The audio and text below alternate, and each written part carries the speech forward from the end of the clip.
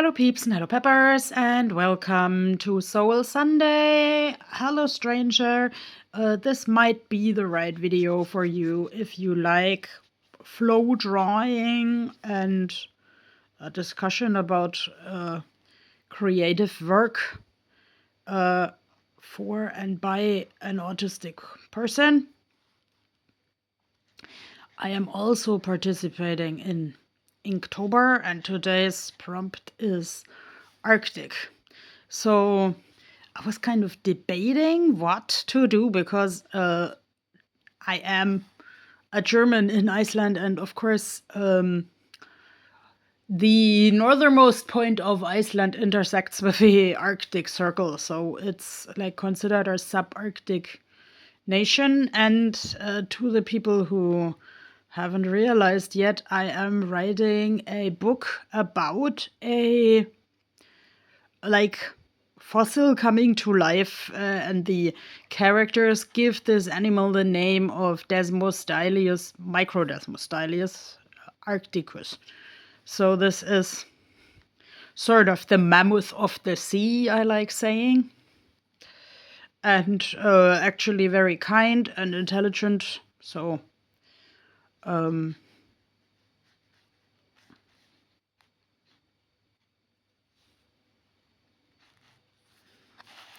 now my Microdesmostylius arcticus is actually falling down my walker. Yes, I'm just coming home from a day out and about with my walker or rollator. Well, technically it's a rollator because a rollator is a walker with a seat, and I'm using the seat as a coffee table, desk, and film dolly because you have to use the resources that you have.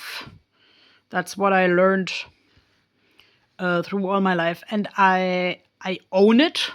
I have to own needing help. And actually, I finished writing and drawing a children's book with outside help from two wonderful adults who had some training in assisting autistic people and know a lot about this executive functioning disorder, where the bridge between the thought and actually doing something is missing. And let's say I don't often use the word disorder, but let's say when I have to finish something on time and I just can't, I find that for my personal life really disorderly. And let's say I had a lot of issues at school finishing things on time because I couldn't articulate what outside help I needed. And Microdesmostylius arcticus can, to a degree, have a locomotion on land, but only very chunky and very slowly, so they usually rather float. And they have a really messy red oily hairdo, which I have too, by the way. I identify a lot with this Icelandic legend of Furulalle and shore laddie, and I can't say it often enough because science is not too sure if I can walk. When I was a toddler, the doctors told my parents I would never walk. And then actually I started walking because I wanted to chase the birds on a holiday in Venice. And when I write stories about this animal that I identify so much with, of course I'm taking educated guesses because I read a lot about it and about the fossil of the real Desmostylian. There are really Desmostylian fossils, but they are mostly on the Pacific coast of the USA and Japan and I think Russia. But okay, to me in the story, the Microdesmostylius arcticus has a niche for themselves. as Furulotli. And as just, being a shore laddie sitting on the shore, eating seaweed and saving people who go too close to the water, because actually Furulotli is a very scary monster in the eyes of some, but in my story actually a kind of kind soul, related to an elephant. And elephants are smart, but elephants also have a good memory. Who did them good versus bad? Yes, I grew up with Dumbo, and I love Dumbo dearly, and Dumbo shaped my dream of being an animation filmmaker. And actually, like, as a grown-up, I started appreciating Dumbo also more because it's a realistic problem. Like, Dumbo sees the pink elephants when he consumes the champagne that fell into his drinking water. And let's say I see Dumbo as an exaggerated picture of a disabled person. Mama Dumbo is like kind of similar to my mom in that respect, that she defended me against the mean children and didn't know what should become of me when I'm grown up. And actually, has anyone noticed that Dumbo never grows up? And I'm like a big child, but I can't fly, leave alone with my ears.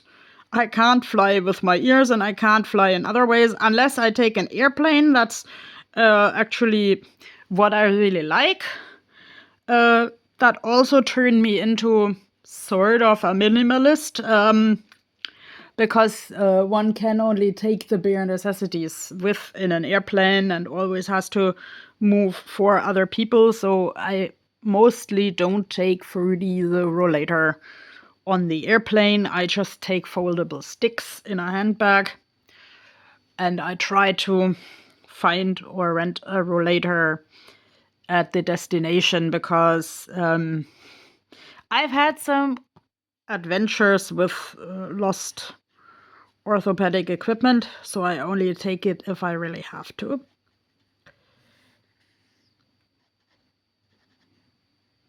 So, yes, I mentioned autism in the beginning, but like the physical, visible thingy is called cerebral palsy, and that has, like autism, a lot of different faces in a lot of different people.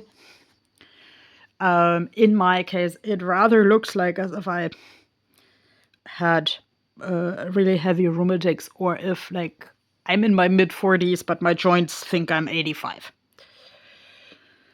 And actually, Ferdy, the rollator, gives me so much more mobility. And yes, in my story, actually, the Furulatle learns to ride a skateboard and the sidecar of a motorbike. So we have a lot of Arctic, unusual fun and a lot of thoughts about like protecting the environment, because it sometimes has surprises in store for us.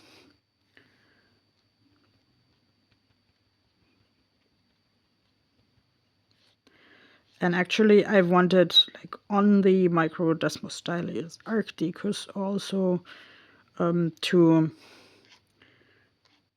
write a day plan, or to draw a day plan, because I have a lot of wishful thinking what I still want to do tonight.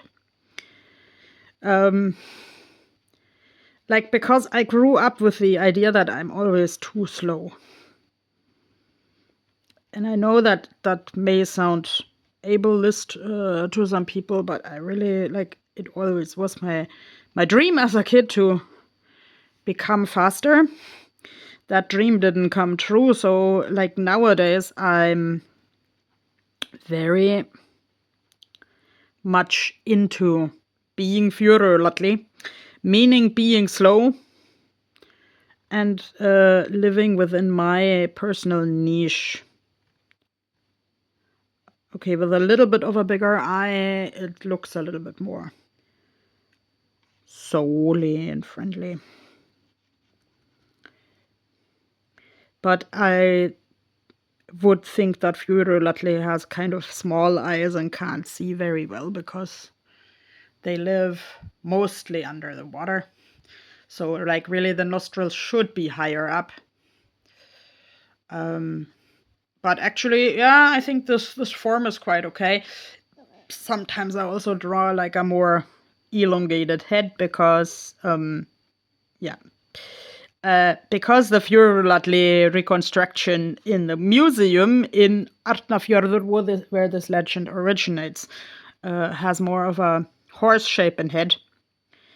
And let's say if there is really a living fossil that is like that, some people also theorize that Desmostylians are more related to horses, and that would also like go into the Kelpie legend of the kelp is a form of seaweed, so kelpies look a little bit like horses, and kelpies drag people underwater. Don't try this at home. And yeah, if you come to Iceland, don't touch wildlife if you don't need to. Actually, there was such a once like a really cute report of a person in Reykjavik found a puffin. That is really uncommon because they live more in rural areas. And the person didn't know what to do with that puffin, so they wanted to be a considerate citizen and called the police. And the police put the puffin into a box and drove it to the next colony with like a flashlight. And that was actually like the people also posed for the newspaper with the puffin. So that was kind of a popular piece of news. And I mean, I like such small good news that the people still care for nature. That is a little bit of a positive change in the light of what else is in the news. I don't know if I drew this to scale because there are like different species of Desmostylian. But like some the size of an elephant, the most people postulate that the Furulatle is about the size of a sheep. And that's why I called it tentatively micro Desmostylian. A puffin is the size of a pigeon, if you shouldn't know. And I had such a good conversation on the weekend, like about that reminded me of the European city pigeons. Like coming from a big German city, I'm very familiar with city pigeons. Animal activists say they are misunderstood and also fed the wrong way. And on the weekend now, there was a person talking to me about the Arctic skua in Icelandic kioe. Even after all those years, I keep learning new Icelandic words. And in German, Raubmöwe, that is a word akin to a seagull, aggressive seagull. I don't know if the kioe is, in fact, like biologically a seagull, but I shall Google that. And you can also check out my Instagram because I am going to make a drawing about the Arctic skua and the puffin there. So now I wish you a wonderful evening, day, whatever it is in your part of the world. And happy drawing and happy Inktober. Bye bye.